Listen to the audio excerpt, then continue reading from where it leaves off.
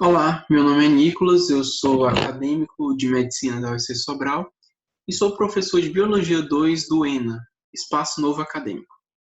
Então, neste vídeo nós iremos fazer uma retrospectiva rápida do nosso capítulo 1 de Biologia 2, as características e a classificação dos seres vivos. Eu apresento a vocês o meu roteiro norteador e vamos lá. Nesse primeiro slide, nós temos a árvore filogenética da vida, o qual nós temos o ramo comum, ou seja, a raiz, esse primeiro tronco aqui. Neste ponto, nós temos o ponto de inflexão, que vai originar duas raízes, ou dois galhos. Um galho à direita e um galho à esquerda. Esse galho à esquerda é o galho comum das eubactérias. O galho à direita é o galho comum das arqueobactérias, ou arqueias, e do domínio eucária, que são os eucariontes. Foi o que eu acabei de explicar, a leitura da cladística, né? Então, os seres vivos eles são compostos principalmente de dois tipos de células.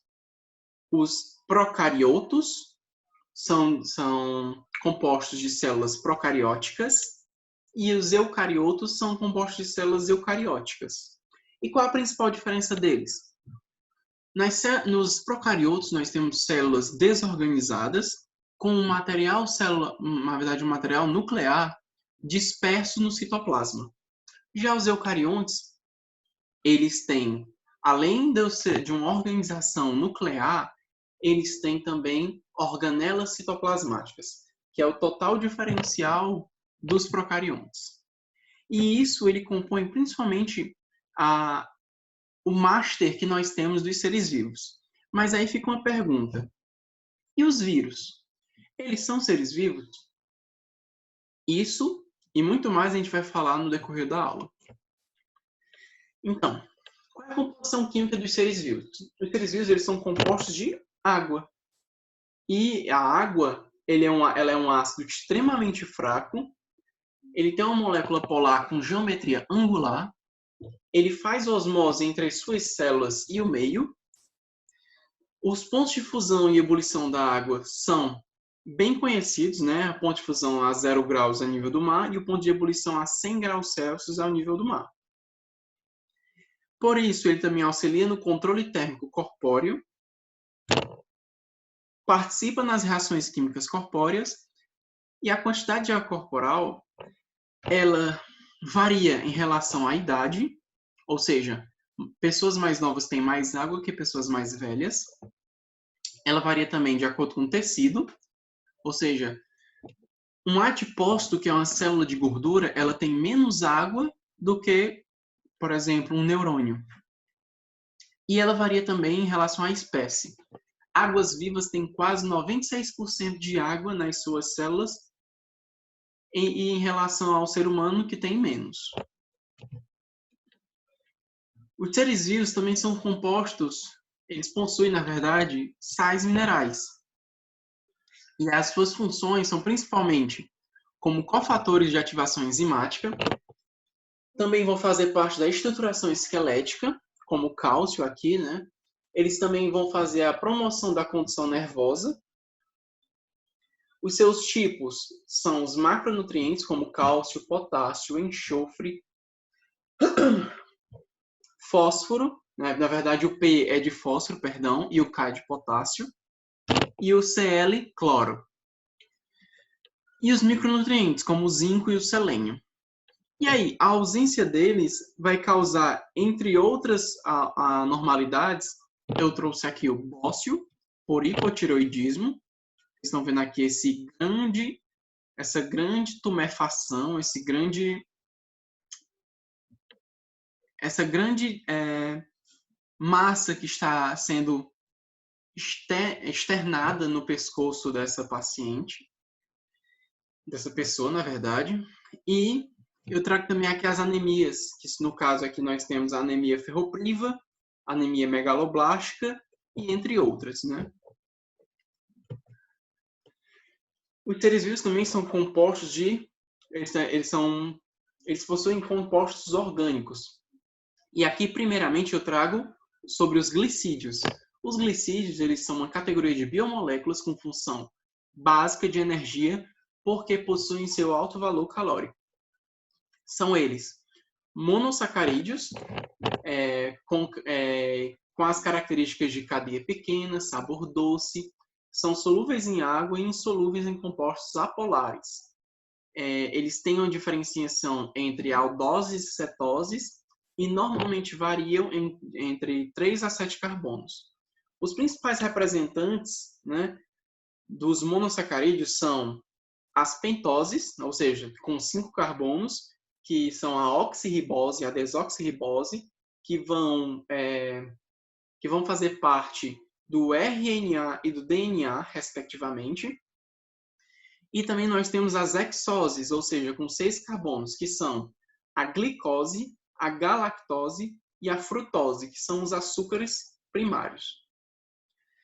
Os disacarídeos, eles são a união de 2 monossacarídeos por uma ligação glicosídica. E nessa ligação glicosídica você libera uma molécula de água. E aí nos disacarídeos nós temos principalmente a sacarose, que é a ligação de uma glicose com uma frutose, a lactose, que é a ligação de uma glicose com uma galactose, e a maltose, que é a ligação de 2 moléculas de glicose. E aqui a gente tem que dar uma especial atenção para a lactose, né? É muito falado hoje em dia sobre problemas com lactose. E aí, nós temos uma alergia ou intolerância à lactose? Então, no que se trata a lactose, nós temos normalmente uma intolerância à lactose, na qual o paciente não produz enzimas o suficiente ou não produz enzimas, e esse disacarídeo ele vai sendo fermentado nas alças intestinais pelas bactérias que colonizam normalmente essas alças. Os polissacarídeos, eles são carboidratos de cadeia longa, que são formados pela união de vários monossacarídeos, sendo normalmente insolúveis em água. E aí nós temos vários exemplos, entre os quais a celulose, o glicogênio, a quitina, o amido e a heparina. Sobre os lipídios.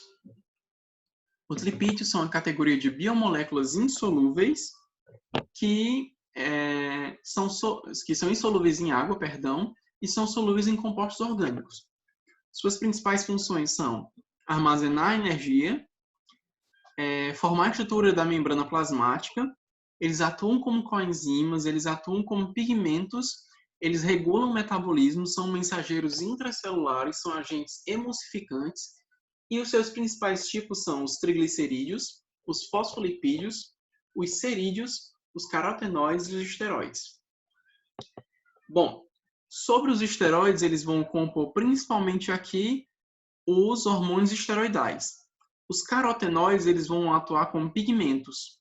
Os cerídeos, eles são uma classe interessante porque nós temos ceras vegetais, no caso a cera de carnaúba, né, a cera de babaçu, e os cerídeos animais, como no caso a cera de abelhas.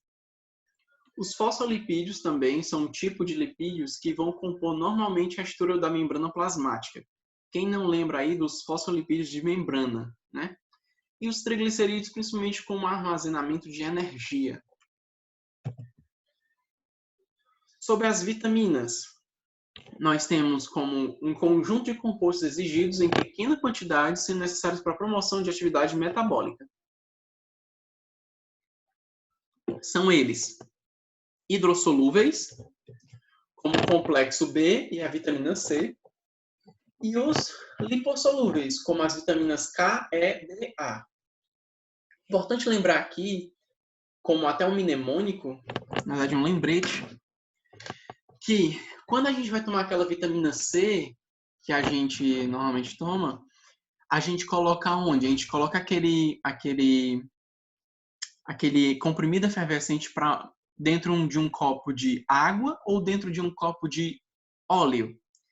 a gente coloca dentro de um copo de água. Então, é bom lembrar que vitaminas B e C nós tomamos com... Não, normalmente a gente toma tudo com água, né? Mas as vitaminas B e C, elas são hidrossolúveis. Já as vitaminas K, E, D, A, elas são lipossolúveis. E aí, falar sobre as proteínas, que são macromoléculas advindo da polimerização dos aminoácidos. Os seus tipos são essenciais, não essenciais e semi-essenciais.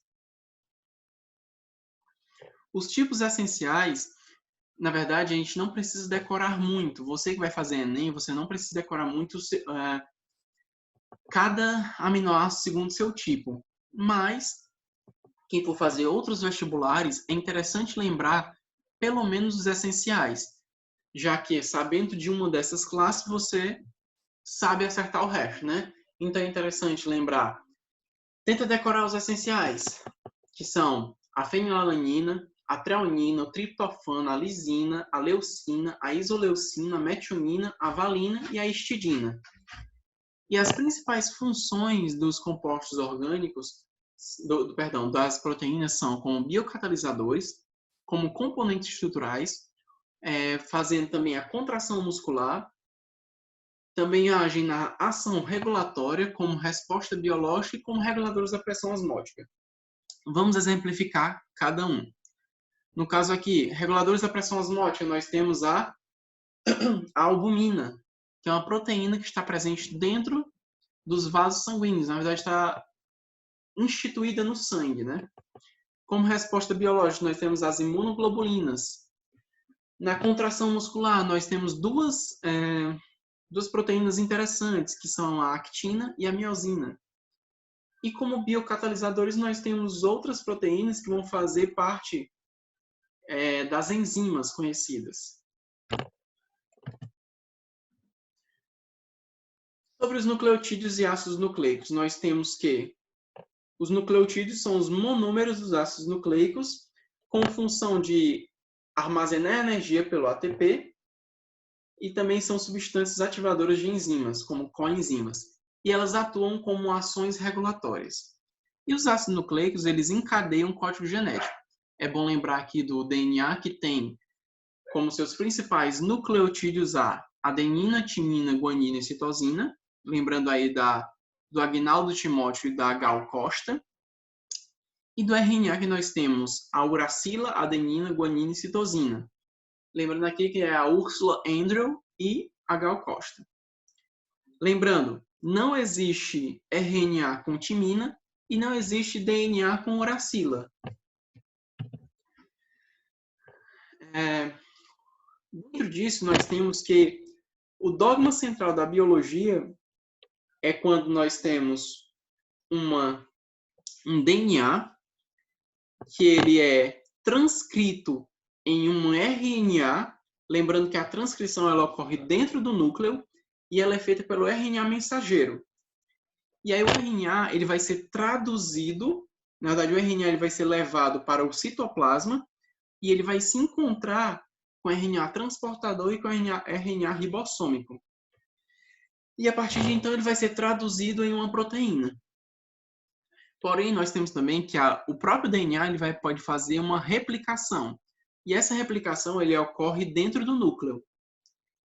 E aqui, nesse asterisco, nós temos algumas espécies de vírus, no caso,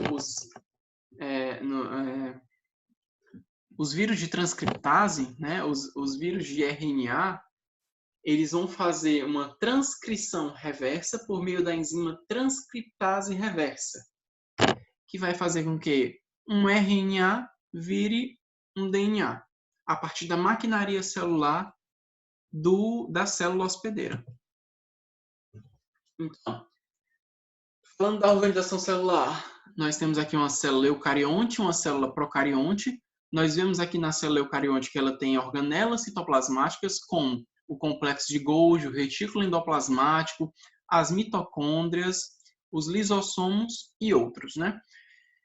E nós temos um núcleo bem organizado com o material genético condensado. E aqui na célula procarionte nós temos um material genético disperso no citoplasma e nenhuma organela citoplasmática, a não ser os ribossomos, que alguns autores diferem se é ou não uma organela citoplasmática. Sobre o metabolismo, como uma característica dos seres vivos, alguns seres vivos eles apresentam o catabolismo e o anabolismo. O catabolismo na verdade, é a liberação da energia por meio da quebra de uma molécula energética, né? Então, no catabolismo, nós pegamos uma molécula energética e quebramos, liberando energia. São reações chamadas reações exergônicas. Elas liberam CO2 e água. Já no anabolismo, nós pegamos compostos simples e transformamos eles em moléculas complexas, né? E aí vai haver aqui um consumo de energia para fazer o anabolismo. E ela é chamada de reações endergônicas. Então, vamos pensar assim, o catabolismo seria a minha célula quebrar a glicose para liberar ATPs, que são moléculas de energia. E o meu anabolismo, vamos pensar assim, é quando eu faço atividade física hipertrófica, né? Eu faço academia, e a partir disso eu tenho que gastar energia para fazer mais proteínas para que haja um aumento do meu músculo, assim, digamos, superficialmente, né? É também uma característica dos seres vivos a capacidade de hereditariedade. Então, nós temos que, a partir de um genótipo, quando esse genótipo ele é expresso no ambiente, eu obtenho um fenótipo. Ou seja, o genótipo é tudo aquilo que tem no meu gene. Ambiente é como eu me comporto ou o que o ambiente oferece para mim. E o fenótipo é como eu expresso o meu genótipo a partir das condições ambientais. É também característica dos seres vivos a capacidade de reprodução e crescimento. Então, a reprodução sexuada, ela oferta uma maior variabilidade genética que favorece a uma boa seleção natural. E aí, na reprodução sexuada, nós temos como principal exemplo a reprodução por uso de gametas. No caso aqui, nós temos o óvulo e o espermatozoide. Já como uma outra vertente da reprodução, nós temos a reprodução assexuada, na qual nós temos uma menor variabilidade genética e uma maior quantidade de indivíduos num curto espaço de tempo. E aqui nós temos exemplos de bipartição, quando eu tenho uma bactéria e ela se divide em duas bactérias filhas, ou seja, essas duas bactérias filhas, elas são clones da bactéria mãe.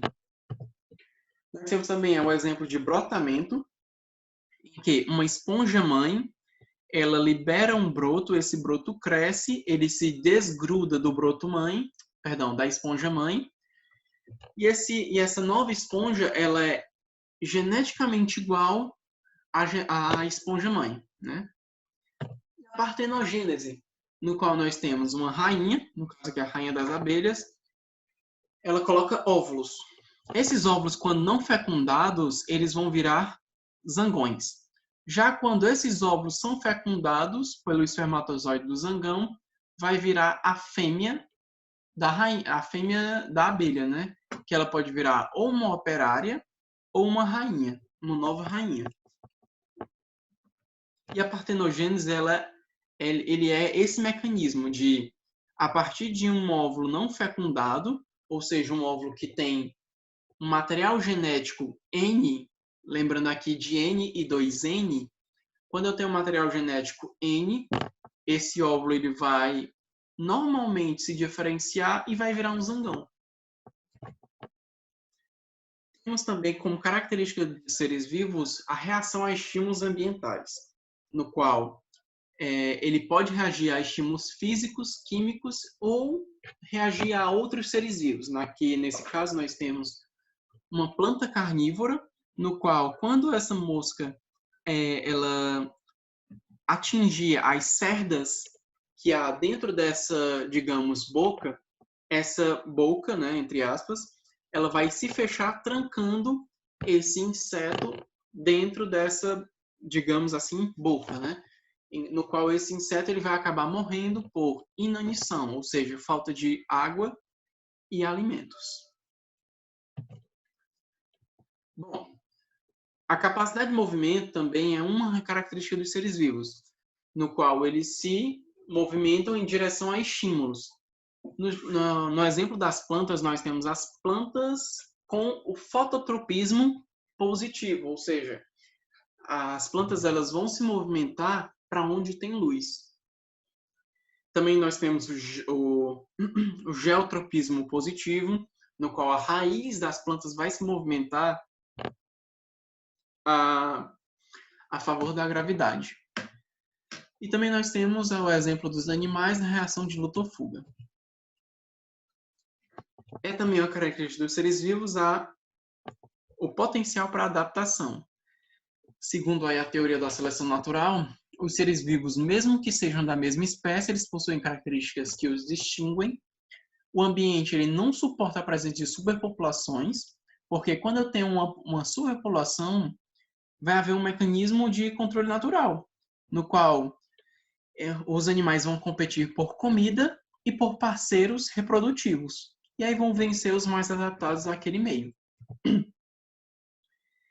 Passando bem rápido por esse histórico, nós temos a classificação dos seres vivos com Aristóteles, uma classificação bem, digamos assim, superficial, no qual ele dividiu em animais e plantas. Theophrasto vai estudar os vegetais. John Ray, ele vai fazer a caracterização das espécies em empírico, biológico e genético. Mark Catesby, ele vai fazer as normas da classificação moderna dos animais. Carl von Linné, ele vai dividir os mamíferos em aves, ele vai dividir os mamíferos em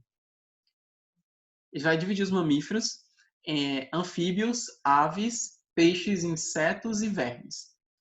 Charles Darwin ele vai fazer uma classificação baseada nos desenvolvimentos embrionários na morfologia, que a gente vai ver aqui na segunda aula, se não me falhar a memória.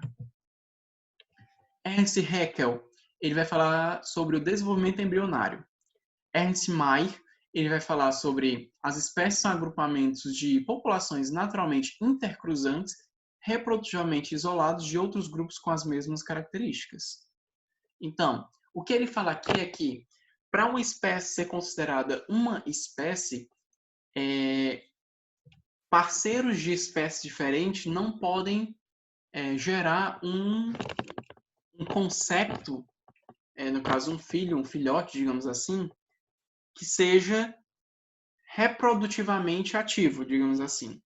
Ele não vai ser capaz de se reproduzir e gerar filhote fértil. Robert Whittaker, ele vai dividir em 5 reinos. Reino das moneras, com seres procariotos. Reino protoctista, que são duas principais classes aqui, né? Os eucariotos heterótrofos unicelulares, que são os protozoários, e os eucariotos uni- ou pluricelulares autótrofos sintetizantes, que eles vão ser as algas. E o reino fungi, que vão ser os eucariotos heterótrofos, que se alimentam por absorção, que são os fungos.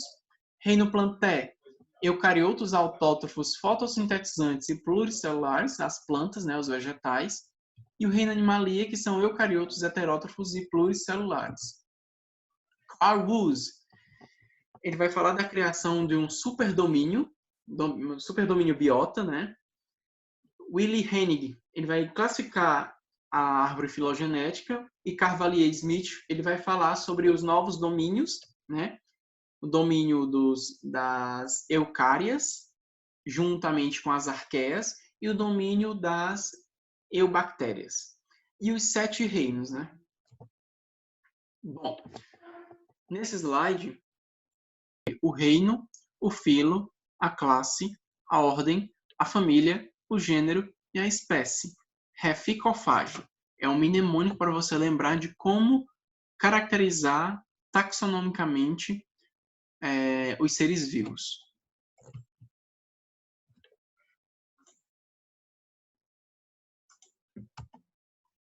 Bom, toda escrita científica ela deve ser em latim.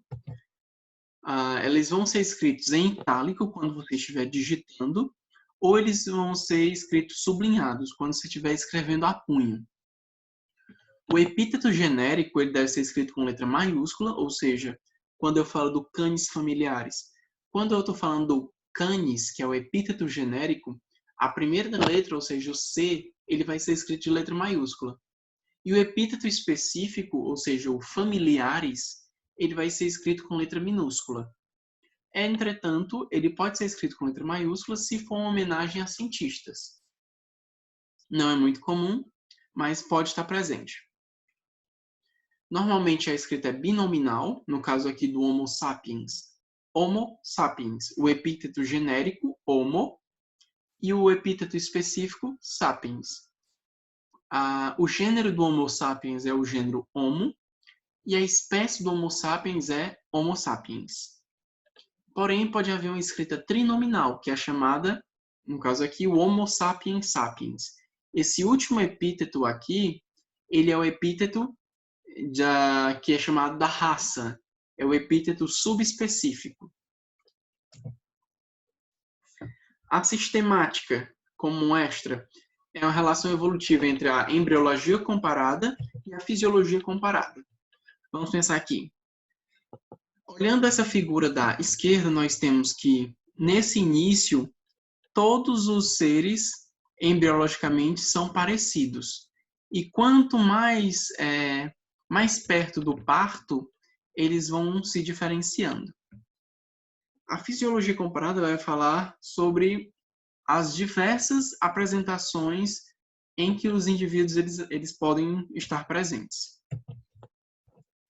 E aí nós vamos terminar com os exercícios de fixação, que nós iremos fazer uma live explicando questão por questão. Obrigado.